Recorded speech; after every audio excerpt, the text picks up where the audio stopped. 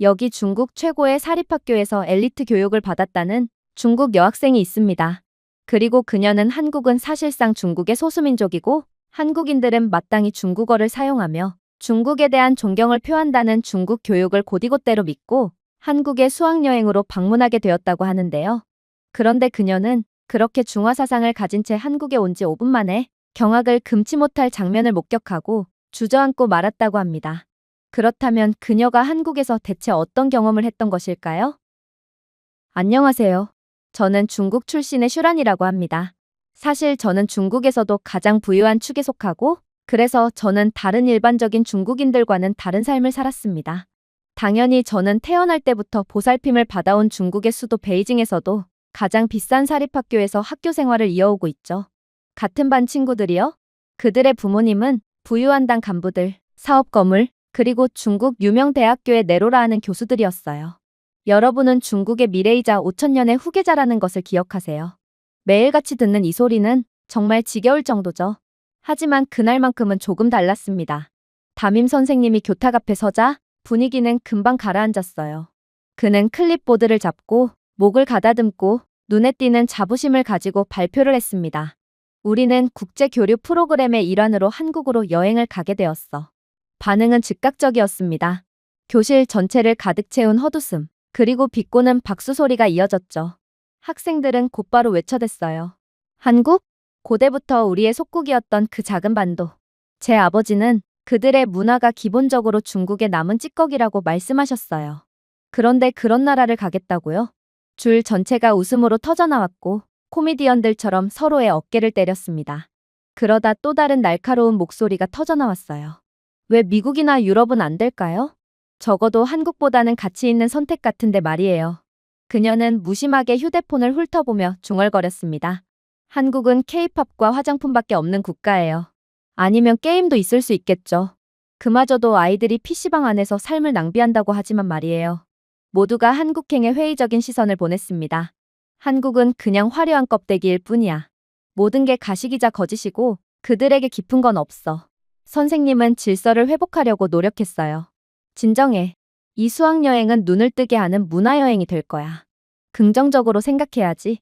하지만 학생들은 무자비했습니다. 눈뜨기? 낮잠 유도에 더 가깝죠. 선생님은 한숨을 쉬었습니다. 그는 논쟁이 무의미하다는 것을 알고 있었어요. 한국에 대한 편견은 이미 너무 오래전에 심어졌기 때문입니다. 저희는 중화사상과 민족주의 교과서의 선전 속에서 자란 학생들이었어요. 저희가 평생 동안 배워온 것은 한국은 생존을 위해 수천 년 동안 중국의 그늘에 의존해왔다는 거였죠. 시험 답안에서도 속국과 빌린 문명 같은 구절을 작성하며 정답을 맞춰왔기에 저희가 한국행을 거부한 건 다 이유가 있는 셈이었습니다. 그러나 저희 모두는 한편으로는 한국에 대한 호기심을 가지기도 했어요. 분명 10년 전까지만 해도 한국은 모든 중국인들이 좋아하고 우러러보는 세련된 국가라는 이미지가 있었거든요. 그러한 잔상이 머릿속에 남아있었기에 한편으로는 한 번쯤은 한국을 경험하고 싶기도 했죠. 그래서 아이러니하게도 저희는 그렇게나 한국 욕을 하면서도 정작 모든 학생들이 한국으로의 수학여행에 참여하게 되었어요. 그리고 공항으로 이동하는 도중 한 학생이 극적으로 몸을 앞으로 내밀며 학생들에게 소리를 치더군요. 우리는 중국의 한 문화 지방으로 내려가고 있어. 마치 지방을 관리하는 임금처럼 한국을 잔뜩 내려다보고 오자고. 웃음소리가 버스 통로를 가득 채웠습니다. 버스 안에서 학생들은 우월감에 고무된 자신감에 휩싸였어요. 또 다른 학생은 휴대폰을 들고 한국 GDP를 검색하며 작은 숫자들을 비웃었습니다. 봐봐. 우리는 한국보다 10배나 큰 국가야. 그러니 이번 여행은 모방 국가로의 휴가일 뿐이야. 이건 1인당 GDP가 아니었기에 인구수가 압도적으로 많은 중국이 훨씬 유리한 지표였지만 그때 저희들은 그런 것은 아무래도 상관이 없다는 듯 비웃어댈 뿐이었어요. 저희의 오만함은 일종의 집단 공연으로 발전했으며 각각의 모욕은 이전보다 더 커졌습니다. 그러나 어느 순간 선생님이 나서면서 분위기는 완전히 급변하게 됩니다. 그만해. 그들에겐 기술이 있어. 너희도 반도체에 대해 읽은 적이 있을 거 아니야? 버스는 반초 동안 침묵하다가 다시 조롱의 웃음을 터뜨렸습니다. 기술이요? 한국은 미국과 일본이 주는 것만 조립할 뿐이에요. 교과서에서 배운 내용이라고요. 선생님은 그저 연민과 기대감을 동시에 느끼며 자신감 넘치는 얼굴들의 바다를 돌아보았습니다. 그리고 조용히 말씀하셨죠. 너희들은 세상을 모두 안다고 믿고 있어. 하지만 과연 그럴까?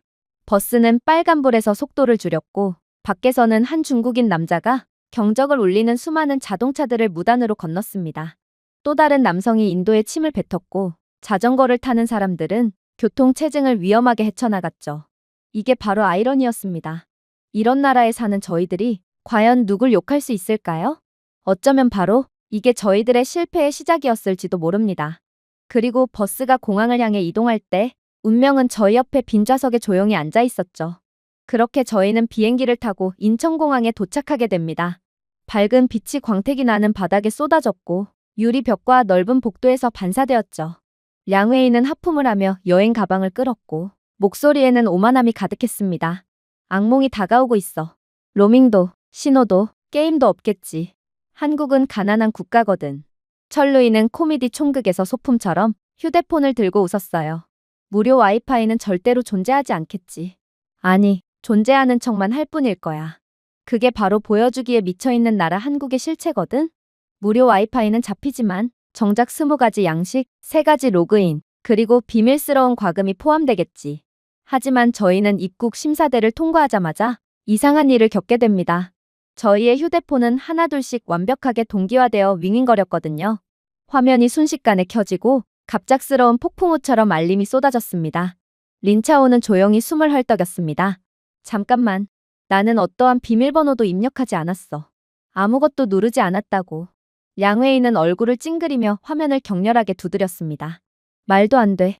무료 와이파이는 항상 무너질 뿐이야. 나는 해외여행을 다녀온 국가만 해도 20개가 넘는다고. 20개가 넘는 국가의 공항에서 와이파이가 정상적으로 작동한 적은 단 한 번도 없었어. 하지만 인천공항의 무료 와이파이 신호봉은 심장 박동처럼 안정적으로 빛나며 깜빡이는 것을 거부했습니다. 철루이는 비디오 앱을 클릭하여 피할 수 없는 버퍼링의 바퀴를 기다렸습니다. 대신 고화질의 한국 드라마가 선명하게 스트리밍 되었어요. 중단이나 어떠한 지연도 없이 말입니다. 그녀는 경외심에 반, 두려움에 반하며 외쳤습니다. 우리 집 광대역보다 더 원활하게 작동하고 있어. 우리 집은 가장 비싼 요금제를 사용할 뿐만 아니라 공유기도 10개가 넘는데 말이야. 자오미는 중얼거리며 입술을 깨물었습니다. 베이징의 공항 와이파이는 5명만 로그인해도 작동하지 않아. 그게 중국의 한계지. 그런데 한국은 이걸 대체 어떻게 해낸 걸까? 그때 웬 비서로봇이 다가와 정중하게 인사를 하며 부드러우면서도 중국어로 분명하게 말했습니다. 연결에 도움이 필요하신가요? 학생들이 얼어붙었습니다. 도대체 이 로봇이 어떻게 알고 저희에게 말을 걸어왔다는 말인가요? 철루이는 속삭였습니다. 이 로봇? 중국어를 안다고? 로봇의 스크린은 부드럽게 미소를 지었습니다. 모든 여행객은 편안함을 누릴 자격이 있습니다. 저는 전 세계 모든 언어를 구사하는 인천공항의 비서로봇이에요. 그리고 인천공항의 와이파이 네트워크는 공항 전체를 커버합니다. 량회이는 눈을 가늘게 뜨고 의심스러워했습니다. 공항 전체? 무려? 제한 없이. 불가능해. 로봇은 인내심을 가지고 설명했습니다. 한국은 전국적인 인증 시스템을 구축했습니다. 기기가 한 번만 연결되면 시스템이 공항, 지하철, 호텔 등 모든 곳에서 사용자를 인식하죠. 린차오는 고개를 갸웃했습니다. 그럼 지금의 연결 한 번으로 어디서나 자동으로 작동하는 거야? 로봇이 고개를 끄덕였습니다. 네, 자동이에요. 네트워크가 이미 당신의 기기를 알고 있죠. 철루이는 긴장한 채로 웃었습니다. 섬뜩하게 들리네. 마치 스파이가 나를 따라다니는 것 같아. 그러나 로봇은 여전히 친절하게 응대할 뿐이었어요. 걱정 마세요. 한국은 특정 국가와는 다른 시스템을 사용하고 있어요. 암호화되어 있거든요. 신뢰할 수 있는 친구라고 생각하세요. 저희는 전곡을 찔리는 것 같은 기분이 들었어요. 그 특정 국가는 바로 저희의 조국인 중국을 말하는 것 같았거든요. 아무튼 자오미는 기억하며 찡그렸어요. 베이징에서는 먼저 30초 분량의 광고를 봐야 5분 동안의 와이파이를 사용할 수 있어. 그것도 저도 안 쓰는 저품질의 와이파이를 말이지. 그렇게 저희는 어리빠진 채 이동을 계속했는데 저희는 걸음을 계속할수록 더욱 놀라운 장면들만을 목격할 뿐이었습니다. 그곳에는 거대한 디지털 키오스크들이 길을 따라 늘어서 있었거든요. 각 화면에는 실시간 버스 시간표, 레스토랑 리뷰, 호텔 지도가 4가지 언어로 표시되었습니다. 첼루이는 시스템이 완벽한 중국어를 구사하자 버튼 하나를 누르고 저희가 묵을 숙소를 입력했습니다. 당신의 버스는 8분 후에 출발합니다. 예상 도보 시간 4분. 학생들은 입을 벌리고 쳐다보았습니다. 이건 말도 안 되는 기술이었거든요. 그리고 마침내 조용히 지켜보던 선생님은 침착하게 말씀하셨죠. 이것은 마법이 아니야. 이것은 디자인이지. 진정한 천재는 단순함 속에 숨어 있거든. 저희는 한국이 엄청난 기술력을 갖고 있다는 끊임없는 증거 속에서 오만함이 깨지는 불안한 눈빛을 주고받았습니다. 린차오는 희미하게 웃으며 다시 화면을 터치했습니다. 마치 살아있는 것처럼 느껴져. 마치 시스템이 기계뿐만 아니라 사람을 이해하는 것처럼 말이야. 그녀의 목소리는 두려움이 아니라 경외심으로 약간 떨렸습니다. 그러나 더욱 충격적이었던 점은 따로 있었어요. 수암을 찾는 과정에서 더 많은 놀라움이 기다리고 있었거든요. 인천공항에서는 모든 여행 가방의 위치가 화면에 표시되어 수화물이 접근할 때 실시간으로 업데이트되고 있었습니다. 철루이는 숨을 헐떡이며 짐이 도착하기 전에 모든 벨트 번호가 표시되고 있어. 그래서 이곳에는 혼란도 없고 소음도 나지 않고 있지 라고 말했어요. 량웨이는 씁쓸하게 중얼거렸습니다. 중국에서는 사람들이 가방을 찾기 위해 늑대처럼 서로 위로 올라가고 있어. 그러나 한국은 완전히 다른 모습을 보여주고 있어. 한 한국인 직원이 저희에게 다가와 영어를 구사하며 따뜻한 인사를 건네더군요. 단체 여행객이시군요. 버스로 가는 길 안내가 필요하신가요? 그가 친절하게 물었습니다. 학생들이 눈을 깜빡였습니다. 자오미는 속삭였습니다. 팁이나 보상을 요구하려는 걸까? 중국 공항에는 그런 경우가 흔하잖아. 그 남자는 다시 미소를 지을 뿐이었어요. 당신을 돕는 것은 제 의무의 일부입니다. 한국에서 서비스는 존중으로 여겨지거든요. 그의 말은 저희의 마음속에 울려 퍼졌습니다. 한국인들은 삶을 사는 태도 자체가 중국인들과는 완전히 달라 보였어요. 그렇게 저희는 버스를 타고 명동에 도착하게 됩니다. 지글지글 끓는 닭꼬치 냄새, 설탕을 뿌린 달콤한 와플, 붉은 소스에 끓이는 떡볶이의 명백한 매운맛으로 공기가 어지러웠어요. 거리에서 버스킹을 하는 공연자들은 구석구석에서 음악을 연주하고 춤을 추었기에 저희는 곧바로 명동을 좋아하게 되었죠. 학생들에게는 살아있고 시끄럽고 먹을 것이 가득한 곳은 사랑받을 수밖에 없거든요. 그러나 제 거만한 친구들은 괜히 불평을 쏟아내더군요. 량웨이는 고가의 디자이너 재킷을 잡아당기며 주위를 둘러보며 비웃었습니다. 그래서 여기가 유명한 한국 쇼핑 거리라는 거지? 솔직히 난징로드를 저렴하게 모방한 것 같아. 더 작고 더 열악하지만 말이야. 철루이는 자신의 소셜미디어를 위한 동영상을 녹화하기 위해 휴대폰을 들고 웃었습니다. 한국은 사실상 중국의 속국이니까 미니 베이징이라고 소개해도 되겠지? 자오미는 눈을 크게 굴리며 거만한 목소리로 목소리를 낮췄습니다. 화장품과 튀김밖에 없네. 여기가 정말로 인상적이라고 생각하는 거야? 중국의 동네 쇼핑몰이 이 지역 전체보다 더 부유하게 느껴지는걸?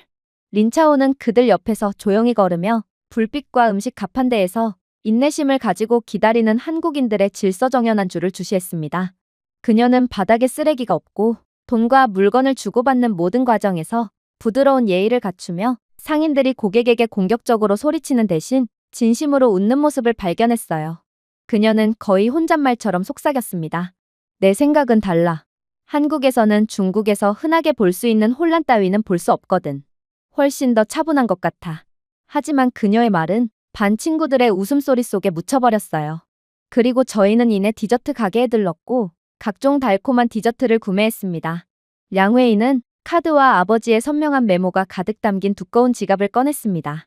그녀는 자신의 아버지의 재력에 비한다면 이건 그저 껌값에 불과한다는 듯 아무렇지 않게 카드를 내밀었죠. 하지만 그녀는 긴장을 풀어도 너무 풀어버리고 말았어요. 몇 분 후 저희가 다시 길을 계속 걸어가던 중 량웨이의 웃음소리가 갑자기 공황 상태에 빠졌거든요. 내 지갑이 사라졌어. 저희 일행은 눈을 크게 뜨고 얼어붙었습니다. 자오미는 날카롭게 빙글빙글 돌았어요.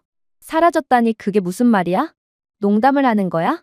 량웨이는 떨리는 손으로 이미 배낭과 주머니를 뒤지며 고개를 세차게 저었습니다. 여기 없어. 신분증, 은행카드, 아버지의 명함 등 모든 것이 담긴 내 지갑 말이야. 그녀의 얼굴은 창백해졌고 당황하여 오만한 미소를 두려움으로 뒤틀었습니다. 철루이는 긴장된 웃음을 터뜨렸어요. 넌 방금 한국 길거리 범죄에 당한 거야. 그러길래 한국은 가난한 국가라 위험하다고 말했잖아. 이미 누군가 내 현금을 줍고 1년치 봉급을 얻었다며 자랑하고 있을 거야. 자오미는 침착함을 유지하려고 팔짱을 끼고 있었지만 분명히 떨렸습니다. 베이징에서는 한번 사라진 물건은 절대로 다시 찾을 수 없어. 그러니까 그만 있자. 안타까운 일이지만 말이야. 량웨이는 이마에 땀을 흘리며 숨죽여 욕설을 퍼부었습니다. 이걸 잃을 수는 없어. 부모님이 나를 죽일 거야. 나는 대사관에 가서 모든 신분증을 재발급 받아야 하는데 중국에서 이런 과정이 얼마나 많은 시간이 소요되는지 잘 알잖아. 린차오는 조용하고 단호한 목소리로 그녀를 동정어린 눈빛으로 바라보았습니다. 잠깐만. 어쩌면 정직한 사람이 내 지갑을 다시 가져올지도 몰라. 반 친구들은 그 제안에 웃음을 터뜨렸습니다. 철루이는 무릎을 치며 허리를 젖히며 넘어졌죠. 뭐? 쇼핑 거리 한가운데서? 린, 순진하게 굴지 마. 그 지갑은 지금쯤 서울 반대편에 있을 거야. 너도 잘 알잖아. 중국에서 그 지갑은 죽었다 깨어나도 못 찾는데 어떻게 중국보다 시민의식이 낮은 한국에서 잃어버린 지갑을 찾을 수 있겠어? 자오미는 비웃었습니다. 이건 동화가 아니야. 사람들은 재미로 지갑을 돌려주지 않아. 어떤 사람들은 이런 도둑질을 생업으로 삼거든. 특히 관광객이 있는 곳에서는 더더욱 되찾을 수 없지.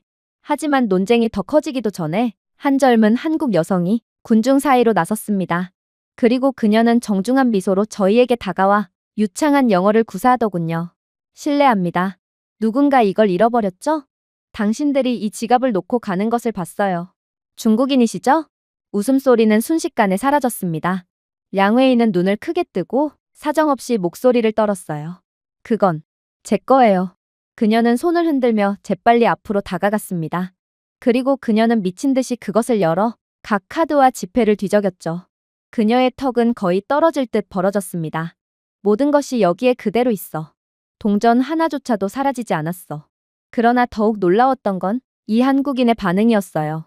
이 한국 여성은 마치 한국에서 이렇듯 분실물을 돌려받는 건 특별한 일도 아니라는 듯 단순히 미소를 지으며 조심하세요.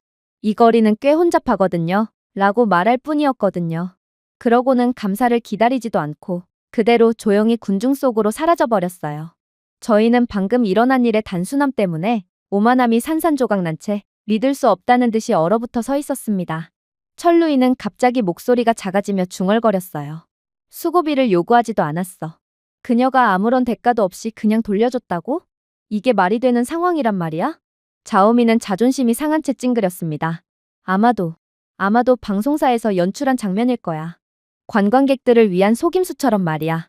하지만 그녀의 주장조차도 설득력이 없어 보였습니다. 린차오는 고개를 부드럽게 저었어요. 주변을 봐. 카메라도 없고 관객도 없잖아. 이 한국인은 아무것도 원하지 않았어. 그냥 호의로 물건을 돌려준 거야. 현금이 두둑하게 들어있는 지갑을 말이야. 량웨이는 지갑을 보물인 것처럼 가슴에 꼭 쥐고 있었습니다. 그녀의 목소리는 그 어느 때보다 부드러우며 떨렸습니다. 베이징에서는 몇 초 만에 사라졌을 거야. 그런데 어떻게 여기 한국에서는 아무 일도 없었던 것처럼 돌아올 수가 있지? 조용히 지켜보던 선생님이 마침내 목소리를 안정적이고 신중하게 말씀하셨습니다. 얘들아, 이제 이해되니? 이건 운이 아니야. 이건 문화야. 이건 한국이라는 국가에 뿌리 깊게 내려진 신뢰의 문화라는 거야. 그리고 저희는 아무런 반박도 못한 채 그저 얼굴을 붉힐 뿐이었습니다. 그리고 선생님은 저희를 어디론가로 데려가시더군요. 그렇게 향하게 된 곳은 길모퉁이에 있는 디지털 키오스크였습니다. 선생님은 그 위에 있는 작은 표지판을 가리켰습니다. 분실물 보관 통합 네트워크였어요. 화면을 몇 번 탭하면 휴대폰부터 우산, 보석까지 최근에 신고된 수십 개의 분실물 목록이 나타났습니다. 각 항목에는 발견된 위치, 기록된 시간, 반품 상태가 표시되었죠. 철루이가 화면을 깜빡였습니다. 실시간으로 업데이트된다고요? 선생님은 고개를 끄덕였습니다. 맞아. 지하철, 시장, 공항, 거리 등 한국에서 모든 공공장소는 이 시스템과 연결이 되어 있고 덕분에 분실물이 거의 100% 수준으로 회수되고 주인의 품으로 돌아가고 있다고 해. 이 키오스크에는 시민이나 직원이 분실물을 스캔하여 업로드하면 즉시 주인과 일치시킬 수 있는 시스템이 탑재되어 있거든. 린차오는 경외심에 눈을 크게 떴습니다. 한국에서 정직함은 기술로 뒷받침되고 있구나. 덕분에 시스템은 분실물을 정상적으로 주인에게 돌려줄 수 있는 거야. 선생님은 인내심을 가지면서도 단호한 어조로 말을 이어갔습니다. 이것은 단순한 기술이 아니야. 사회 구성원 모두를 안심시키는 기적이지. 한국의 곳곳에 있는 카메라를 봐. 중국에서는 이 카메라를 그저 감시용 및 정부의 인민통제의 도구로 사용할 뿐이잖아. 그러나 한국에서는 전혀 달라. 한국은 자신들의 기술력을 통해 개인정보 수집을 최소화하는 방향으로 개개인을 존중하고 있거든. 그러니 한국인들은 자신들의 시스템을 신뢰하는 거야. 그리고 그 믿음은 신뢰를 장려하지. 신뢰는 습관이 되고 그 습관은 문화가 되는 거야. 자오미는 고개를 저으며 씁쓸하게 중얼거렸습니다. 중국에도 카메라가 곳곳에 있어요. 아니, 솔직히 한국보다 몇 배는 더 많죠. 하지만 카메라는 사람들을 두렵게 해요. 정직하게 만들지 않아요. 량웨이는 지갑을 꽉 쥐고 속삭였습니다. 아마 중국은 가장 큰 건물과 가장 넓은 도로를 건설하지만 결코 한국 같은 것을 건설하지는 않아.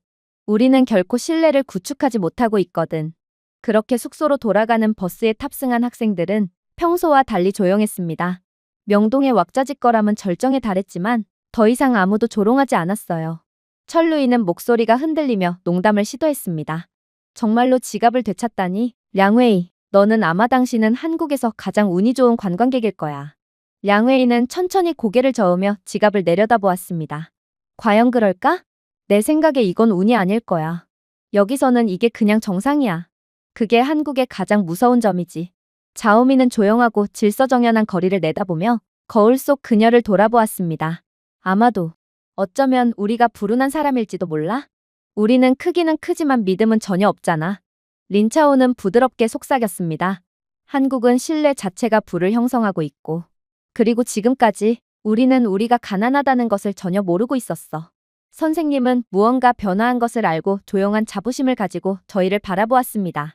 솔직히 저희의 오만함은 아직 사라지지 않았지만 확실한 건 저희의 기존의 한국에 대한 조롱은 주인에게 돌아온 지갑에 완전히 금이 가고 흔들리고 있었어요. 그렇게 저희는 애써 충격을 감추려고 노력했고 마침내 다음 날이 밝아왔습니다. 저희 일행이 지하철로 내려오면서 아침 햇살이 서울의 유리탑을 통과했습니다. 깨끗한 타일에 신발이 부딪히자 저희 학생들은 잠시 대중교통 시스템이 아닌 쇼핑몰에 들어갔다고 생각하기까지 했어요. 밝은 LED 표지판이 구석구석을 밝히고 여러 언어로 선명한 화살표가 있고 살아있는 몸의 정맥처럼 색으로 구분된 통로가 줄지어 있었습니다. 그러나 저희는 여전히 한국의 지하철이 전 세계 최고라는 것은 인정할 수 없었어요. 사실 중국은 자국의 지하철 시스템에 대한 자부심이 상당히 높거든요. 그래서 량웨이는 발을 끌며 고개를 저으며 웃었죠. 그래서 여기가 유명한 한국 지하철이야? 그래, 훌륭하다는 건 인정할게. 하지만 베이징보다 낫다고 말하지는 마. 우리 시스템은 세계에서 가장 크거든. 철루이는 휴대폰을 꺼내 녹음을 하며 미소를 지었습니다. 바로 그거야. 중국의 지하철은 한국의 지하철을 부수고 있어. 팔로워들에게 이 작은 역들을 보여줄 때까지 기다려봐. 그들은 분명 이 조그마한 지하철을 보고 폭소할 거야. 이것마저 밀리면 중국의 체면은 말이 아니었기에 자오민마저 팔짱을 끼고 떨리는 목소리를 간신히 냈어요. 겉은 그럴듯하지만 분명 지하철은 붐비고 시끄럽고 늦을 거야. 한번 보자고. 하지만 린차오만큼은 아무 말도 하지 않고 깨끗한 벽, 쓰레기에 하나 없는 청결한 모습, 승객들의 고요한 흐름을 조용히 관찰할 뿐이었습니다. 그녀는 한국의 승객들이 서로 부딪히지 않고 일직선으로 걷는 모습, 중국어, 영어, 일본어 표지판이 여행자들을 혼란 없이 안내하는 모습을 발견했어요. 그러고는 그녀는 숨속으로 속삭이며 거의 너무 조용하게 느껴져 라고 말하더군요. 확실히 한국 지하철의 플랫폼은 부드러운 조명 아래에서 밝게 빛나며 넓게 뻗어 있었습니다. 디지털 화면에는 정확한 시간이 표시되었죠. 2분 만에 도착하는 기차. 철루이는 크게 웃었습니다. 저 정밀도 좀 봐. 한국의 지하철은 정말로 정시에 도착한다고? 정말 말도 안 돼. 그들이 실제로 도착하는 모습을 좀 봐야겠어. 하지만 타이머가 0에 도달하자 기차는 마법에 걸린 듯 역으로 미끄러졌습니다. 문은 플랫폼 스크린 도어와 완벽하게 정렬되어 기계식 한숨과 함께 일제히 문을 열었죠. 한국인 승객들은 깔끔한 줄로 질서정연하게 밖으로 나왔고 밖에서 열차에 탑승하기 위해 기다리던 통근자들은 내리는 승객들 먼저 나갈 수 있도록 명확한 길을 열어두었어요. 그러나 문제는 저희에게 있었습니다. 량웨이는 본능적으로 다른 사람들보다 먼저 자리에 앉고 싶어서 이러한 줄을 무시하고 앞으로 나아가려고 했거든요. 그녀는 새치기를 하는 것도 모자라 내리는 사람이 다 내리기도 전에 억지로 문을 비집고 들어가려고 했어요. 사실 이건 중국에서 매우 흔하게 볼 수 있는 모습이기에 당시에 저희 모두는 그게 잘못된 행동인 줄도 몰랐죠. 하지만 그녀가 지하철에 탑승하기도 전에 한 한국 할머니가 그녀의 팔을 부드럽게 두드리더군요. 할머니는 친절하게 웃으며 줄을 향해 손짓을 했습니다. 한국인 할머니의 눈은 마치 어린아이를 가르치는 것처럼 화가 나지 않았고 꾸짖지도 않았으며 그저 기대의 참 표정이었어요. 그 눈빛에 량웨이는 얼어붙고 당황하며 다시 제자리로 물러설 뿐이었죠. 자오미는 반은 조롱하고 반은 불안해하며 속삭였습니다. 봤어? 이 할머니는 소리치지도 않고 량웨이를 바로잡았어. 화도 내지 않고 한마디 말도 없이 말이야. 철루이는 신경질적으로 웃음을 터뜨렸습니다. 만약 베이징에서 그런 일이 발생했다면 량웨이는 목청껏 비명을 지르며 덤벼들었을 거야. 그렇게나 아나무인하고 오만한 그녀가 할머니의 손짓 한 번에 제압당하다니 나는 이걸 믿을 수가 없어. 그렇게 저희는 질서는 정상이자 상식인 한국에 감탄을 하며 지하철 내부로 들어갔어요. 지하철 안은 보이지 않는 담요처럼 고요함이 저희를 감싸고 있었습니다. 좌석은 깨끗하고 공기는 상쾌하며 조명은 부드러웠죠. 그 중에서도 특히나 노약자, 임산부, 장애인 승객을 위한 우선 좌석은 밝은 표지판으로 표시되어 선명하게 눈에 띄었습니다.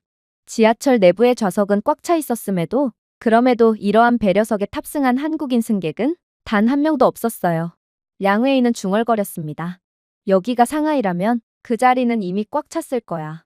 사람들은 표지판을 못 본 척하지. 철루이는 중국에서는 누군가 지하철 좌석에서 국수를 먹고 휴대폰으로 소리치며 앉아있는 모습을 볼 수 있을 거야. 라고 웃으며 말했습니다.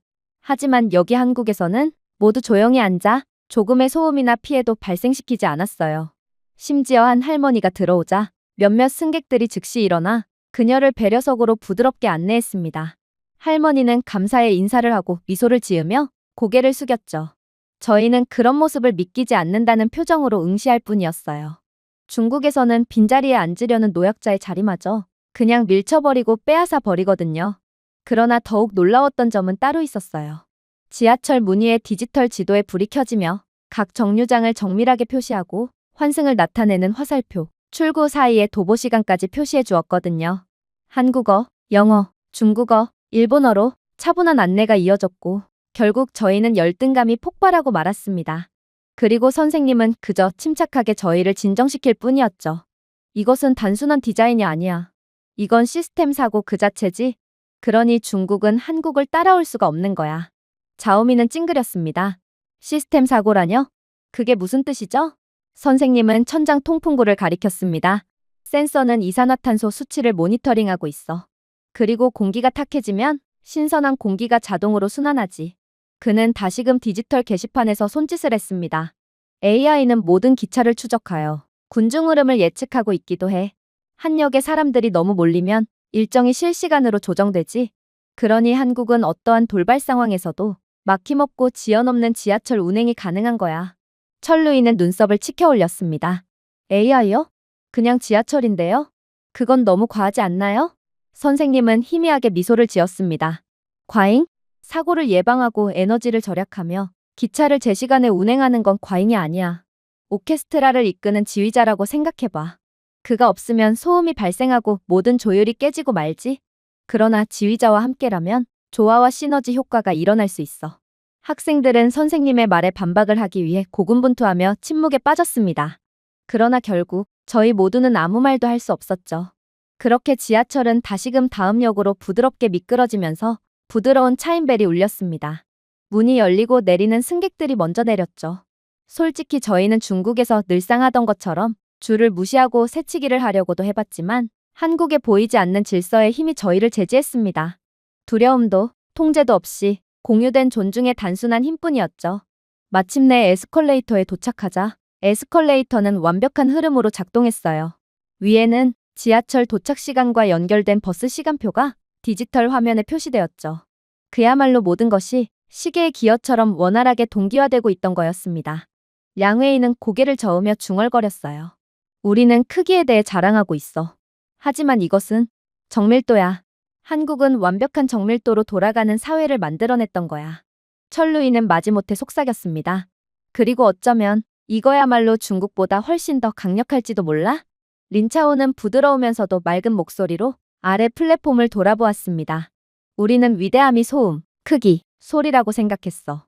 하지만 어쩌면 정말로 구현하기 어렵고 정말로 강력한 건 제 시간에 도착하는 기차의 조용한 윙윙거리는 소리와 언제 어디서나 질서를 지키는 사람들의 시민의식일지도 몰라.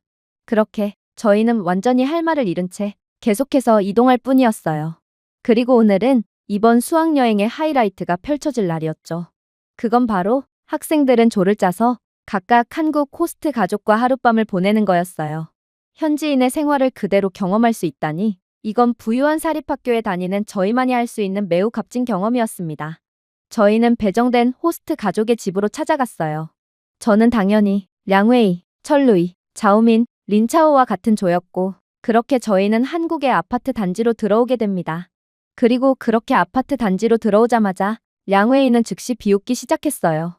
여기가 한국인들이 사는 아파트라고? 못생긴 끝없는 콘크리트 타워일 뿐이잖아. 나는 정원이 딸린 고급 주택에서 사는데 이런 아파트는 들어가 본 적도 없어. 철루이도 고개를 저으며 웃었습니다. 맞아. 나는 3층짜리 건물에서 살고 있는데 여기서는 온 가족이 3m짜리 건물에서 살고 있어. 정말 안타깝군. 그러나 린차오마는 조용히 있었습니다. 그녀는 건물의 깨끗한 입구, 쓰레기나 소음의 부재, 획일적이지만 우아한 디자인을 바라보았습니다. 그녀는 혼잣말로 이상하리만큼 질서정연해. 어쩌면 안전할 수도 있고 한국은 이 콘크리트 안에 금덩이를 숨겨놓았을지도 몰라 라고 속삭였습니다. 그렇게 로비에서 한국인 주인 아주머니는 활짝 웃으며 정중하게 인사를 건네왔어요. 그리고 마침내 저희가 집안 내부로 들어서자 첫 번째 놀라움이 기다리고 있었습니다. 문은 열쇠가 아니라 조용한 삐 소리와 함께 열렸습니다. 호스트가 세련된 검은색 패널의 손가락 끝을 누르자 자물쇠가 자동으로 열렸어요. 량웨이가 눈을 깜빡였습니다. 잠깐만, 열쇠가 없다고. 그럼 도둑을 어떻게 막는 건데? 저희의 혼란을 눈치챈 호스트 아주머니가 미소를 지었습니다. 이건 스마트 도어록이야. 짐은 비밀번호 또는 카드로 작동되지. 아무도 열쇠를 복사할 수 없기에 오히려 더 안전해. 그러면서 아주머니는 잠금 장치가 휴대폰을 사용할 때마다 알림을 보내는 방식을 보여주며 웃었습니다.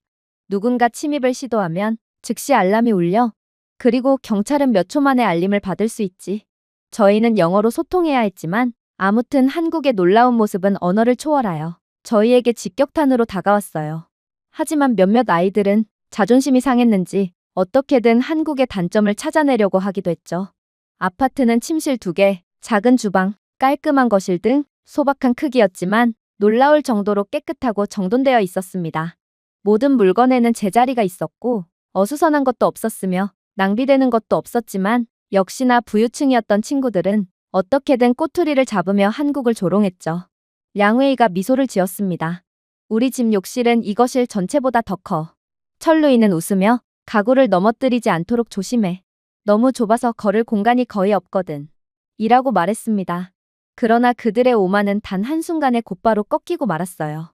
저희가 집에 들어오자 모션 센서에 의해 작동하는 조명이 들어오면서 자동으로 깜박였는데 동시에 공기는 너무 뜨겁지도 춥지도 않게 부드럽게 조정되었거든요. 알고 보니 한국의 아파트는 인간의 움직임을 감지하고 조명과 온도를 조절하는 시스템을 갖추어 놓았기에 집안에 사람이 없을 때 에너지가 낭비되지 않고 최적의 상태를 유지한다고 했습니다. 하지만 무엇보다 충격적이었던 점은 따로 있었어요. 아주머니는 저희를 거실로 안내했는데 그곳에는 더욱 무지막지한 장면이 펼쳐져 있었거든요.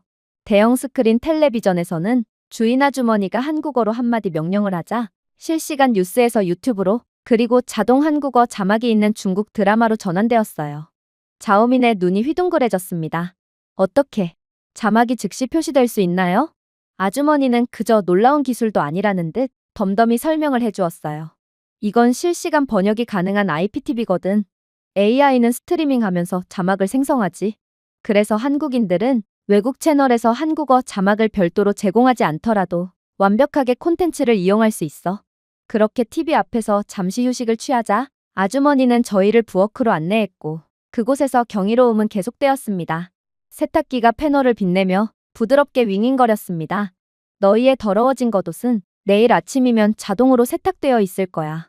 세탁기는 자동으로 옷을 측정하고 올바른 양의 세제를 추가한 다음 자동으로 말리고 끝나면 휴대폰으로 메시지를 보내주거든. 이라고 그녀는 설명했습니다. 량웨이는 믿을 수 없다는 듯이 눈을 깜빡였습니다. 문자 보내는 세탁기? 말도 안 돼. 철루이는 웃으며 우리 집에서는 누가 세탁기에 빨래를 3일 동안이나 방치했는지에 대해 말다툼을 하고 있어? 라고 말했습니다. 근처에는 로봇 청소기가 조용히 도크로 돌아와 충전을 하고 있었습니다. 저희는 그저 로봇 청소기가 자신이 청소한 아파트 지도를 보여주며 부드럽게 삐 소리가 나는 것을 응시할 뿐이었어요. 자오민이 중얼거렸습니다. 그래서 한국에서는 굳이 인간이 청소하지 않아도 바닥이 저절로 깨끗해진다는 거야? 도대체 여기는 중산층의 일반적인 가정이 맞긴 한 거야? 저희는 불안한 눈빛을 주고받았습니다. 저희의 대궐 같은 큰 집은 끊임없는 청소와 노력이 필요했습니다. 그러나 여기서는 기계가 불평 없이 조용히 작동할 뿐이었죠. 그러나 진정한 충격은 저희가 저녁 식사를 마치자마자 시작되었습니다. 어둠을 감지한 커튼이 자동으로 닫히고 바닥이 발밑에서 따뜻해지기 시작했거든요. 열기가 고르게 퍼지면서 따뜻함이 느껴지기 시작했어요. 이건 온돌이야 라고 아주머니는 설명했습니다. 현대식 센서로 완벽하게 업그레이드된 고대 한국의 바닥 난방 시스템이지. 바닥 아래에는 수도관이 흐르고 스마트 컨트롤이 있어 모든 방을 완벽한 온도로 유지할 수 있어. 열을 낭비하는 라디에이터와 달리 에너지를 절약할 수 있지. 량웨이는 깜짝 놀라 손바닥을 바닥에 눌렀습니다. 편하네. 내가 느낀 그 어떤 히터보다도 좋아. 철루이는 마지못해 중얼거렸습니다. 솔직히 우리 집이 이곳 집보다 몇 배는 더 크지만 고를 수만 있다면 나는 여기 한국 집에서 살고 싶어. 잠자리에 들기 전에 주인 아주머니는 부드럽게 노크를 하고 따뜻한 차 쟁반을 들고 들어왔습니다. 그녀는 따뜻한 미소를 지으며 따뜻한 바닥에 있는 침구 옆에 컵을 놓았어요. 그리고 아주머니의 친절함은 저희에게 깊은 인상을 남겼습니다. 이렇게 개인적이고 사려 깊은 호텔은 저희의 삶에 단 한 번도 없었습니다. 그래서 저희는 차를 마시며 조용한 말을 주고받았죠. 량웨이는 속삭였습니다. 우리 집은 거대하지만 항상 차갑고 지저분하며 낭비적이야. 왜 그럴까? 철루이는 그저 한숨을 내쉴 뿐이었습니다. 우리는 편안함을 위해가 아니라 크기를 위해 만들기 때문이야. 이미지를 위해, 보여주기를 위한 삶만을 사는 거지. 진짜 편의와 삶을 위해가 아니라 말이야. 어쩌면 보여주기에 미쳐있는 건 중국일지도 몰라? 한국은 밖보다 안이 훨씬 더 훌륭하니까 말이야. 자오미는 마지못해 작은 집은 가난을 의미한다고 생각했어. 하지만 이건 우리 저택보다 더 부유하게 느껴져 라고 인정했습니다. 그렇게 뜨거운 바닥이 저희의 몸을 감싸주고 스마트 시스템이 저희를 보호해주며 호스트의 친절함이 저희의 마음을 따뜻하게 해주었습니다. 처음으로 저희는 한국의 위대함이 고층 빌딩이나 구호뿐만 아니라 일상생활의 조용한 천재성 속에 있다는 것을 깨달았어요. 그리고 잠에 빠져들면서 저희는 집의 크기와 함께 오만함이 줄어들었다는 것을 깨달았습니다. 단순함을 예술로, 기술을 인류로 바꾼 나라에 대한 경외심과 감사, 새로운 존경심을 느낄 뿐이었죠. 그렇게 저희는 다음날 일정 소화를 위해 이동했습니다. 버스는 서울 중심부를 천천히 지나다 멈췄다가 우뚝 솟은 붉은 문 앞에 멈췄어요. 학생들은 한국 조선 왕의 옛 거처였던 경복궁을 바라보며 목을 갸웃거리며 밖으로 나섰죠. 늦은 오후의 햇살이 곡선형 지붕을 밝히며 각 기와가 갑옷처럼 반짝이고 있었습니다. 밝은 전통옷을 입은 경비원들은 입구에 단단하게 서 있었고 그들의 침묵은 위험 있고 존재감은 위풍당당했습니다. 량웨이는 팔짱을 끼고 미소를 지었습니다. 그래서 여기가 한국의 왕궁이야? 베이징의 자금성보다 훨씬 더 작은걸? 마치 우리 아이들의 모습 같아. 자오민도 자존심을 건 채 동참했습니다. 물론 한국이 지금껏 우수한 모습을 보여줬다는 건 인정할게. 그러나 우리의 역사는 수천 년에 걸쳐 있어. 그리고 한국은 중국의 모든 것을 따라해서 발전한 건 사실이잖아. 모든 선생님이 그렇게 말씀하시잖아. 그러나 린차오는 복잡한 페인트 빔의 시선을 고정한 채 조용히 서 있었습니다. 빨강, 파랑, 초록의 색이 그녀가 예상했던 것보다 더 밝은 조화를 이루며 춤을 추었어요. 그녀는 속삭였습니다. 이상해. 한국은 우리를 따라한 것 같지가 않아. 살아있고 독특하고 거의 반항적인 느낌이야. 그때 한국인 가이드가 정중하게 인사하며 다가왔습니다. 그는 목소리는 차분하지만 단호한 유창한 중국어를 구사했습니다. 어서 오세요. 당신은 한국 주권의 중심에 서 계십니다. 이 벽들은 수세기에 걸친 독립을 목격했습니다. 량웨이가 비웃었습니다. 독립? 우리 교과서에 따르면 당신의 왕들은 항상 우리 황제들에게 절을 했다고 합니다. 그러니까 한국은 중국의 속국과 다름이 없다는 것이죠. 그러자 한국인 가이드는 눈을 가늘게 뜨고 희미하게 미소를 지었습니다. 책에서 강력한 수나라가 어떻게 끝났는지 알려줬나요? 학생들은 당황한 표정으로 서로를 쳐다보았습니다. 철루이는 확장에 실패한 후 무너졌습니다. 그게 우리가 배운 전부입니다. 라고 대답했습니다. 한국인 가이드의 목소리가 점점 더 강해졌어요. 붕괴? 그들은 한국의 왕국 중 하나인 고구려에 대한 반복적인 침략 끝에 멸망했습니다. 수나라는 100만 명의 병력을 북쪽으로 보냈어요. 하지만 대부분 다시는 돌아오지 못했죠. 군대는 강에 빠져 익사하고 산에서 굶주리고 눈보라에 얼어붙었습니다. 거대했던 수나라 제국은 고구려를 침공하는 실수 한 번으로 결코 회복되지 못했어요. 일행은 깜짝 놀라 침묵에 빠졌습니다. 자오미는 찡그렸습니다. 중국 왕조가 한국 때문에 멸망했다는 말씀이신가요? 한국인 가이드가 고개를 끄덕였습니다. 네. 중국의 교과서에는 이 사실이 숨겨져 있다고 하더군요. 하지만 우리의 기록과 전 세계 역사가들조차도 이를 확인해 줍니다. 고구려는 자랑스러워하며 수나라를 파멸로 몰아넣었어요. 량회인은 하지만 당나라는 더 강했습니다. 그들은 당시 세계의 절반을 지배했습니다. 라고 더듬었습니다. 그러자 가이드의 어조가 날카로워졌어요. 당나라는 신라와 동맹을 맺어 고구려를 공격했습니다. 하지만 고구려가 함락되자 신라는 당나라의 등을 돌렸습니다. 신라는 당나라를 강제로 몰아내고 자신들의 힘으로 한반도를 통일했어요. 한국은 독립을 유지했습니다. 당나라 군대는 굴욕감을 느끼며 도망칠 뿐이었죠. 철루이는 빈정거림이 사라지며 중얼거렸습니다. 그래서 소위 말하는 작은 한반도가 강력한 중세의 중국을 물리쳤다는 건가요? 한국인 가이드가 그들 주위에 손짓을 했습니다. 이 궁전들은 복제품이 아닙니다. 이것들은 유언장입니다. 조선은 전 세계 대부분의 왕조보다 더 오래 통치했어요. 여기서는 법과 예술, 철학이 우리 나름대로 번영했습니다. 그렇게 저희는 뜻밖의 사실의 혼란스러움을 감출 수가 없었어요. 그리고 아무런 반박도 못한 채 거의 어리빠진 상태로 정처 없이 걸었죠. 궁전 안에서 저희는 섬세한 서예, 오칠가구, 궁정을 주재하는 왕들의 벽화로 가득 찬 홀을 지나갔습니다. 린차오는 나무 난간을 부드럽게 만졌습니다. 품이 있어. 한국의 역사는 자신들이 누구인지 정확히 알고 보여주고 있는 것 같아. 그렇게 저희는 멍하니 경복궁 관람을 마치고 도망치듯 이곳에서 빠져나갔습니다. 그런데 이번에 저희의 버스는 거대한 유리와 강철 건물인 국립중앙박물관 옆으로 저희를 실어 나르더군요. 저희가 안으로 들어서자 분위기가 바뀌었습니다. 의식적이지 않고 부인할 수 없는 분위기였죠. 저희 앞에는 다양한 유물들이 늘어서 있었고 각각은 세심한 조명 아래 빛나고 있었습니다. 한국인 큐레이터는 저희를 따뜻하게 맞이하며 갤러리를 안내했습니다. 그녀는 구름 무늬가 새겨진 고대 갑옷과 무거운 철판을 전시하는 것을 향해 손짓했습니다. 이것들은 수나라와 싸운 고구려 군인들의 것이었습니다. 량회인은 한번 침묵한 채 들쭉날쭉한 가장자리를 응시했습니다. 큐레이터는 목소리를 안정적으로 유지하며 말을 이어갔죠. 여기 아시아 전역의 수집가들이 가장 소중히 여기는 고려청자 도자기도 있습니다. 중국 황제들이 큰 대가를 치르고 수입할 정도로 감탄하기도 했죠. 자오민의 입술이 살짝 벌어졌습니다. 수입? 하지만 중국은 항상 한국으로 수출한다고 들었어요. 즉, 우리가 원조라는 말이죠. 그러자 한국인 큐레이터는 미소를 지었습니다. 기록이 모든 것을 증명합니다. 그리고 남은 기록을 보면 한국이 원조라는 것을 전 세계 역사학자가 인정하고 있죠. 하지만 정말로 충격적이었던 순간은 따로 있었습니다. 이곳에는 구텐베르크보다 몇 세기나 앞선 세계 최초의 이동식 금속 활자가 놓여 있었거든요. 학생들 모두는 숨을 헐떡였습니다. 철루이는 중얼거렸습니다. 이동형, 유럽 이전에? 우리는 왜 이걸 배우지 않았을까? 한국인 큐레이터는 침착하게 대답했습니다. 왜냐하면 어떤 진리들은 제국의 자부심에 도전하기 때문입니다. 중국의 공산당은 한국의 기술이 자신들을 능가하고 있고 또 과거에도 그랬다는 것을 인정하고 싶어 하지 않거든요. 하지만 여기서 증거가 드러납니다. 우리 책들은 당신의 학자들이 여전히 손으로 필사했을 때 인쇄된 것입니다.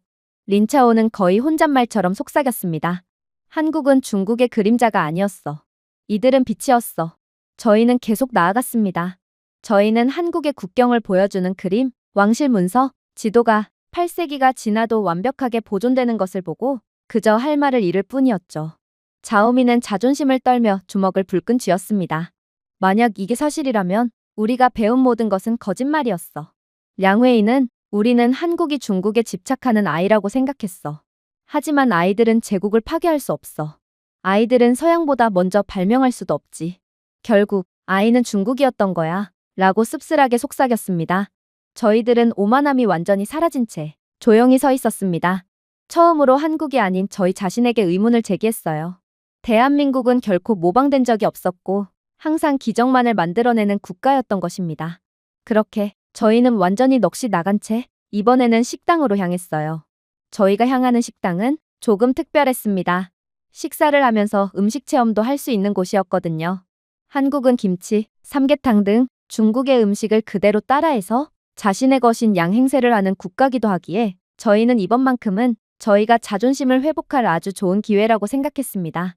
그렇게 저희들은 현대적인 유리탑과 조용한 한옥 옥상 사이에 위치한 전통식당에 도착했습니다. 안뜰에는 매력적이면서도 낯선 향인 참기름과 마늘 냄새가 났어요. 점토 항아리가 벽을 따라 늘어서 있었고 스테인리스 카운터는 따뜻한 조명 아래서 반짝였죠. 량웨이는 긴장감을 털어내고 싶은지 숨을 헐떡이며 코웃음을 쳤습니다. 김치는 고추를 곁들인 중국의 파오차이의 짝퉁 버전일 뿐이야. 철루이는 팔꿈치를 괴며 크게 웃었습니다. 맞아. 절인 양배추지. 우리는 그것을 수세기 동안 먹어왔어. 한국은 그냥 이름만 바꿨을 뿐이야. 한국인 셰프는 아랑곳하지 않고 부드럽게 손뼉을 쳤어요. 그는 유창한 영어를 구사하며 말을 걸어왔죠. 김치부터 시작하겠습니다. 그런 다음 불고기, 비빔밥을 만들고 국과 전통 과자를 맛볼 것입니다. 한식은 역사, 과학, 좋아해요. 학생들은 회의적인 표정을 주고받았습니다. 철루이는 역사와 좋아? 그냥 음식일 뿐이야. 라고 중얼거렸어요. 그리고 그릇들이 저희 앞에 나왔습니다. 소금, 마늘, 생강, 고춧가루, 찹쌀, 심지어 얇은 배 조각까지 나왔죠. 량웨이가 찡그렸습니다. 배? 누가 김치에 과일을 넣어? 역시 가짜는 가짜네. 그러나 셰프는 참을성 있게 미소를 지었습니다. 한식은 균형입니다. 단맛은 열을 부드럽게 하죠. 과일은 향기를 가져옵니다. 우연이 아니라 과학입니다. 그들은 양배추에 한 겹씩 소금을 뿌리기 시작했습니다. 셰프는 손으로 안내하며 각 접힌 부분 사이를 부드럽게 눌렀어요. 그녀는 소금은 물을 끌어내고 바삭함을 유지하며 해로운 박테리아를 예방합니다. 라고 설명했습니다. 린차오는 눈을 크게 뜨고 속삭였습니다. 화학이야. 보존, 질감, 맛 모두 계산된 거지. 이 방법을 고대 시절에 개발해냈다고? 배춧잎에 붉은 고춧가루를 칠하자 냄새가 날카롭고 진하게 풍겨졌습니다. 마늘, 생강, 고추 등 모든 것이 강력한 것으로 어우러졌죠. 철루이는 코를 찡그렸습니다. 엉망진창이야. 왜 모든 잎에 신경 써야 하지? 셰프의 눈이 반짝였습니다. 한 입 베어물 때마다 중요하기 때문이죠. 각층은 맛깔나게 노래해야 합니다. 그것이 바로 음식에 대한 존중이에요. 학생들은 항아리를 밖으로 옮겼습니다. 셰프는 자랑스럽게 옹기 항아리를 가리켰습니다. 점토는 숨을 쉬어요. 흙은 가스를 방출하고 박테리아를 차단하죠. 이것이 김치가 겨울까지 지속되는 이유이고 맛이 더 깊어지는 이유입니다. 자오미는 반쯤 흔들리며 중얼거렸습니다. 중국의 항아리는 음식을 질식시킵니다. 그래서 망치는 거죠. 우리는 이걸 배운 적이 없어요. 셰프는 오늘날에도 기술을 사용합니다. 김치 냉장고는 습도를 조절하고 지구 온도를 모방하며 센서로 발효를 추적합니다. 맛은 완벽하고 안전하며 효율적이죠. 라고 덧붙였습니다. 량웨이는 입이 떡 벌어졌어요. 김치 전용 냉장고를 통째로. 그렇다면 김치 종주국이라고 자화자찬하는 중국은 왜 김치 냉장고가 없는 거지? 그렇게 저희는 혼란스러워하며 마침내 완성된 김치를 맛보았습니다. 바삭한 소리가 음악처럼 들리고 맛은 감탄만이 나왔어요. 매콤하고 신맛이 나고 달콤하며 복합적이었습니다. 량웨이는 씹는 도중에 얼어붙어 오만함이 무너졌죠. 이건 파오차이가 아니야. 층층이 쌓여있는 깊이는 절대로 복사할 수 없어. 자오민의 목소리는 속삭임에 불과했습니다. 비슷해 보이지만 맛은 완전히 다른 세상이야. 김치가 중국의 것이라고? 우리의 선생님들이 거짓말을 했어. 셰프는 그저 미소를 지으며 참기름에 반짝이는 소고기를 양념했습니다. 인덕션 그릴에서 얇은 조각이 지글지글 끓으며 연기 없이 고르게 가열되었죠. 고기는 몇 초 만에 캐러멜화되어 방을 달콤하게 채웠습니다. 철루이의 눈이 휘둥그레졌습니다. 우리의 불판은 고기를 기름에 빠뜨릴 뿐이야. 어떻게 한국은 고기를 부드럽게 요리할 수 있는 걸까? 한국인 셰프는 인덕션 그릴은 에너지를 절약하고 화재 위험이 없으며 정확한 온도를 제공합니다. 덕분에 모든 요리가 완벽하게 조리될 수 있죠. 라고 설명했습니다. 저희는 그저 압도적인 음식인 불고기를 먹으며 눈을 반짝이고 조롱 대신 침묵을 지킬 뿐이었어요. 다음은 비빔밥이었습니다. 저희는 비빔밥도 중국이 원조인 줄 알았어요. 그러나 시금치, 당근, 버섯, 애호박을 얹은 밥그릇, 중앙에 황금 달걀 노른자가 있는 비빔밥을 먹었을 때 역시나 이건 한국 음식이 맞구나를 완전히 인정할 수밖에 없었죠. 그 후 진한 된장찌개와 밥과 인삼으로 속을 채운 삼계탕이 국물이 노릇노릇해질 때까지 끓었습니다. 량회이는 눈을 크게 뜨고 크게 후루룩 소리를 냈죠. 우리의 수프는 무겁고 기름진 느낌이 들어? 그러나 한국의 것은 깨끗하고 따뜻하고 강력한 맛이 나지. 저희는 디저트로 꿀, 뻥튀기, 참깨로 만든 섬세한 과자인 한과를 맛봤습니다. 각 조각은 바삭하고 향긋하며 담백했죠. 철루이가 웃으며 하나를 입에 넣었습니다. 한과의 단 것조차도 더 건강하게 느껴져. 중국에서는 설탕이 목을 태우지만 여기 한국에서는 한과가 입안에서 살살 녹는 것 같아. 그녀의 말이 맞았어요. 한국에서 음식은 단순한 생존이 아니었습니다. 정체성이었죠. 그리고 한국의 모든 음식은 모든 곡물, 모든 잎, 모든 한 입에 담겨 있었고 완벽하게 독립성을 갖춘 자신들의 것이었습니다. 저희는 어색하지만 진심으로 고개를 숙였습니다. 처음으로 오만함이 아니라 감사함을 느꼈죠. 그리고 그들은 안뜰을 떠나면서 더 이상 부인할 수 없는 진실을 속삭였습니다. 김치, 불고기, 비빔밥, 이것들은 한국 음식이야. 틀림없이 부인할 수 없는 한국 음식이야. 그렇게 저희는 힘없이 다음 장소로 이동했습니다. 이번에는 서울을 벗어나는 여정을 떠나야 했어요. 어쩌면 오히려 좋았죠. 시골 지역은 꾸며내거나 선진국인 척을 하려야 할 수가 없는 곳이기 때문입니다. 역시나 량회이가 중얼거렸어요. 드디어 시골이네. 한국의 진실을 볼 때가 되었어. 분명 서울만 보자면 한국은 중국보다 우수한 국가라는 결론이 도출되는 건 맞아. 하지만 과연 시골도 그럴까? 시골에서는 속임수가 있을 수가 없으니 우리는 한국의 진짜 수준을 인지할 수 있을 거야. 철루이는 크게 웃었습니다. 그래, 도시는 가난을 숨길 수 있어. 하지만 시골은 절대 거짓말을 하지 않아. 봐, 우리처럼 더럽고 혼란스러울 거야. 버스는 시골길을 따라 타이어가 꾸준히 윙윙거리며 서울을 떠났습니다. 유리탑은 먼 실루엣으로 사라지고 완만한 녹색 언덕과 흩어진 한옥 건물로 바뀌었죠. 학생들은 자리에서 불안한 표정으로 자리를 옮겼고 일부는 하품을 하고 일부는 휴대폰을 스크롤하고 다른 일부는 회의적인 미소를 지으며 밖을 응시했습니다. 버스는 속도를 늦추고 드디어 전주 한옥마을에 도착했습니다. 학생들은 내리는 순간 웃음이 흔들렸죠. 한옥 집들 사이로 감겨있는 좁은 돌길, 정밀하게 조각된 나무 기둥, 하늘을 찌르듯 휘어진 지붕. 화분은 골목길에 늘어서 있었고 지저분한 잡초도 없었으며 쓰레기도 없고 담배꽁초도 없었죠. 량회이는 얼굴을 찡그리며 낮은 목소리로 말했습니다. 잠깐만, 여기가 진짜 시골이 맞아? 지늘기나 소음, 깨진 도로는 어디에 있어? 철루이는 반은 조롱하고 반은 불안해하며 속삭였습니다. 마치 영화 세트장 같아. 우리를 위해 보여주기식으로 다듬어 놓은 거 아냐? 저희가 걸어가는 동안 한 한국인 노인이 마당 입구에서 나뭇잎을 쓸어내렸습니다. 그는 저희를 보더니 잠시 멈추고 반갑게 인사를 건네더군요. 저희 모두는 즉시 얼어붙었습니다. 자오민의 눈이 휘둥그레졌어요. 정말, 그가 방금 우리에게 인사를 한 거야?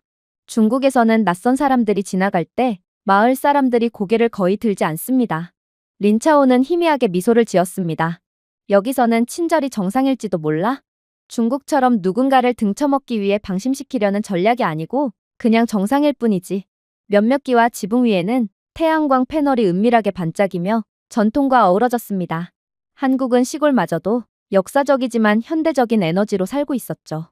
알고 보니 이곳 마을은 스마트 그리드를 운영하고 있었어요. 각 집은 전력을 생산하고 여분의 전력은 이웃이나 커뮤니티 배터리로 흐르고 있었죠.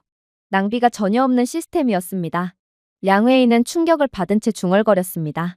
중국에서는 시골 지역뿐만 아니라 도시마저도 전력 수급 불안정으로 거의 제대로 된 전력조차 사용하지 못하고 있어. 하지만 한국에서는 시골 지역에서 마저 가족처럼 전기를 공유하고 있어. 그런 다음 저희는 전통춤을 공연하는 문화홀로 안내되었습니다. 벽을 따라 디지털 디스플레이가 역사 수업을 제공하더군요. 사람들이 다가오면 센서가 그들의 언어 선호도를 감지했고, 디스플레이는 저희를 중국인들임을 즉시 간파하고, 텍스트는 곧바로 중국어 간체로 전환되었어요. 자오민이 찡그렸습니다. 자동 번역? 시골홀에서? 저희를 안내해줄 가이드는 미소를 지었습니다. 네. AR 및 AI 가이드 시스템을 통해 모든 외국인 방문객이 최고의 경험을 할 수 있어요. 저희는 그저 할 말을 잃을 뿐이었습니다. 한국은 시골 지역마저 기술적이며 부유했거든요. 물론 이곳 지역의 공기는 맑고 길은 얼룩이 하나도 없으며 재활용 쓰레기통은 100m마다 놓여 있었기에 놀랍도록 깔끔하기도 했어요. 관광객들이 단체로 걷고 있어도 혼란도 고함도 넘쳐나는 쓰레기도 없었죠. 자오미는 마지못해 속삭였습니다. 우리는 동네에 작은 공원마저도 몇 시간 만에 쓰레기에 빠져버려. 그런데 한국은 어떻게 항상 모든 곳이 이렇게나 깨끗하게 유지될 수가 있는 걸까? 하지만 저희의 충격은 이내 더 큰 충격으로 완전히 덮여지고 맙니다. 한국인 가이드가 머리 위를 가리키더군요. 작은 드론이 나무 사이를 조용히 윙윙거렸습니다. 드론의 센서는 토양 수분, 나무 건강, 심지어 곤충 활동까지 추적합니다. 질병이 발견되면 농부들에게 경고가 전달되죠. 치료는 정확하고 빠르며 안전합니다. 린차오의 눈이 휘둥그레졌습니다. 중국에는 모든 것에 그저 일단 화학물질을 뿌리고 보지만 한국은 정확히 무엇이 문제인지 파악하고 해결하는구나. 그들의 선진적인 기술력을 통해 말이야.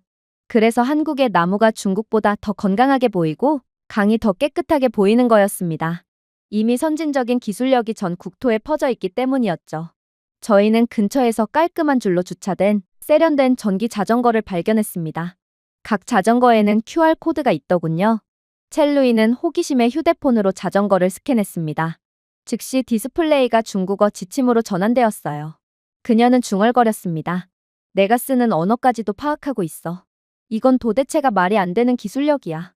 그렇게 저희는 매끄럽고 조용하며 무공해인 길거리를 조용히 따라 자전거를 탔습니다.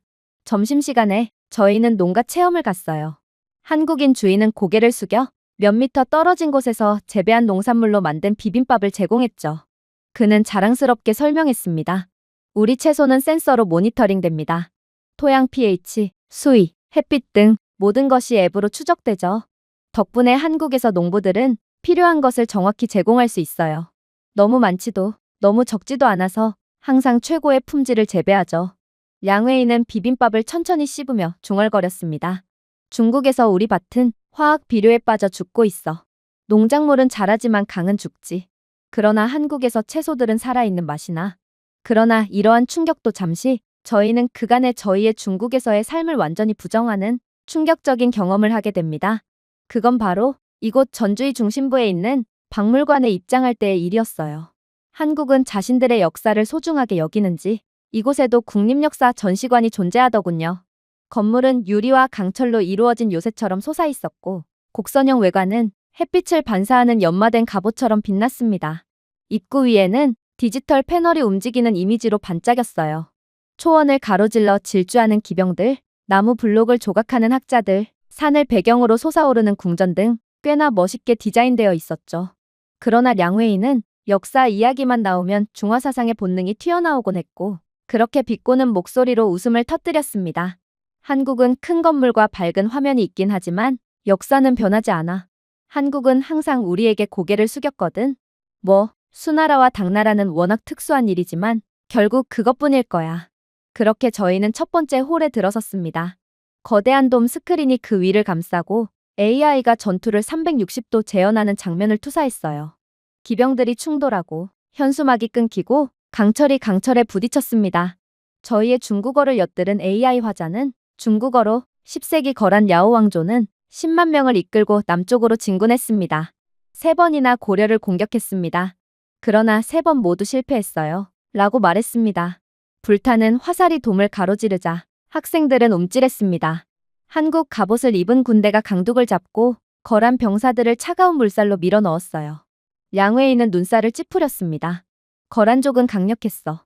그들은 중국 북부를 통치했지. 우리는 고려가 거란의 공격에서 간신히 목숨만 살아남았다는 것을 배웠어. 그때 화자의 어조가 날카로워졌습니다. 고려는 구이저우 전투에서 거란을 진압했습니다. 거란군은 굴욕적으로 후퇴했죠. 중국 기록에 따르면 그들의 장군들은 패배를 인정했습니다. 자오민의 눈이 가늘어졌습니다. 하지만 왜 우리 교과서에는 이런 내용이 없었을까? 돔이 이동했습니다. 이제 발해의 웅장한 수도가 나타났습니다. 숲 사이로 솟아오른 궁전과 만주 전역에 걸쳐있는 영토를 보여주는 지도가 등장했습니다. 화자는 고구려의 유골에서 태어난 발해는 한국 북쪽의 광활한 땅을 통치했습니다. 당나라는 발해를 동양에 번영하는 제국이라고 불렀습니다. 그럼에도 불구하고 중국의 교과서는 발해를 자신들의 영토라고 완전히 왜곡하고 있습니다. 라고 선언했습니다. 그리고 저희는 AR 안경을 착용했습니다. 당나라 외교 편지와 함께 빛나는 글씨가 빛을 발하더군요. 여기서 당나라 사신들은 발해 통치자들을 동등하게 대했습니다. 조공을 바치는 신하국이 아니라 동등하게 대했습니다. 양회인은 턱을 조였습니다. 하지만 우리의 자부심은 당이 어떻게 한국을 동등하다고 여길 수가 있지? 린차오의 목소리가 떨리면서도 흔들림 없이 높아졌습니다. 우리는 한국이 중국의 그늘 아래 살아남았다고 교육받았어. 그리고 고구려도 발해도 전부 중국의 역사라고 교육받았지. 하지만 여기서 분명히 알 수 있듯이 한국은 동등하게, 때로는 중국보다 더 강하게 서 있었어. 그렇게 저희는 완전히 할 말을 잃은 채 도망치듯 박물관에서 떠났습니다. 그리고 다시 서울로 돌아가는 길에서 저희 모두는 서로 아무 말도 하지 않았죠. 그리고 마침내 서울에 도착해서 숙소로 향하는 교차로에 섰을 때 저는 무언가 불안한 느낌이 들었습니다. 횡단보도 뒤에는 한 발자국조차도 앞으로 나아가지 않고 한국인 행인들이 모두 조용히 기다리고 있었거든요. 자동차들은 완벽한 줄로 이동했고 바퀴들은 칠해진 선에서 정확히 멈췄습니다. 한맹인이 촉각 포장을 따라 부드럽게 두드리며 길을 건넜어요. 그의 걸음은 느렸지만 아무도 그를 재촉하지 않았어요. 심지어 한 젊은 여성이 팔꿈치를 고집스럽게 내밀며 맹인을 위해 손을 내밀어 주더군요. 누구도 강요하지 않았지만 한국은 이러한 배려가 너무나도 당연시 여겨지는 사회처럼 보였습니다. 다음 모퉁이에서는 더욱 충격적인 일이 일어났죠. 저희는 지팡이를 짚고 천천히 다가오는 한 할머니를 발견했습니다. 그녀가 버튼에 도착해서 카드를 태그하자 신호등이 녹색으로 깜빡였는데 이 신호는 기존보다도 훨씬 더 긴 신호였어요. 알고 보니 서울의 노인들은 복지카드를 소지하고 있는데 한국의 시스템이 복지카드를 감지하고 녹색 신호등을 연장하며 버스 요금도 자동으로 지불한다고 하더군요. 그야말로 한국에서는 친절이 인프라에 프로그래밍되어 있던 것입니다. 아니, 친절뿐만 아니라 효율성도 가져갔죠. 취약 계층을 돕는 것은 시간을 절약하고 사고를 예방하며 신뢰를 강화하기 때문입니다. 한국은 도덕적이면서도 지능적인 국가였어요. 물론 한국은 길가에 놓여진 벤치조차도 그냥 허투루 만들지 않았어요. 작은 태양광 패널로 구동되는 벤치에는 USB 충전 포트, 와이파이, 가장 가까운 경찰서에 직접 연결된 긴급 SOS 버튼이 있었거든요. 그야말로 한국에서 벤치는 앉는 용도 외에도 대피소, 충전기, 안전망의 역할을 수행하고 있던 것입니다. 그렇게 숙소에 도착해서 잠시 바람을 쐬러 나왔을 때도 마찬가지였어요. 황혼이 내리자 가로등이 자동으로 켜졌거든요. 하지만 정적인 빛 대신 각 램프의 밝기를 동적으로 조절하여 보행자를 추적했습니다. 한 노인이 지나가자 빛은 그를 부드럽고 밝은 걸음걸이 근처로 따라갔고 그가 떠난 후에는 희미해졌어요. 효율적이고 안전하며 아름다웠죠. 중국에서는 밤새도록 램프가 타면서 전력을 낭비하지만 여기 한국에서는 빛조차도 살아있고 지적으로 작동했던 거였습니다. 이젠 한때 날카롭고 오만했던 학생들 간의 논쟁이 조용한 경외심으로 부드러워졌어요. 천루이는 아까부터 여전히 당황한 채 한숨을 내쉬었습니다. 나는 한국을 조롱했어. 하지만 이제는 오히려 조롱받아야 할 것은 우리였다는 것을 깨달았어. 린차오의 목소리는 안정적이었습니다. 이것은 위대함이야. 중국처럼 군대식 강압도 아니고 규모도 아니야. 진정한 위대함은 시민에게 절하는 도시이지 도시에게 절하는 시민이 아니거든. 그런 점에서 한국이야말로 정말로 위대한 국가라고 할 수 있어. 그렇게 한국으로의 수학여행은 저희에게 완전한 겸손만을 느끼게 해주었습니다. 그리고 중국으로 다시 돌아온 저희는 조국에 대한 배신감과 부끄러움을 느끼며 중화사상에서 완전히 벗어나게 되었죠. 제가 준비해온 내용은 여기까지입니다. 끝까지 시청해주셔서 진심으로 감사드리며 여러분들의 구독과 좋아요, 알림 설정은 영상 제작에 큰 힘이 됩니다. 이상 세모튜브였습니다.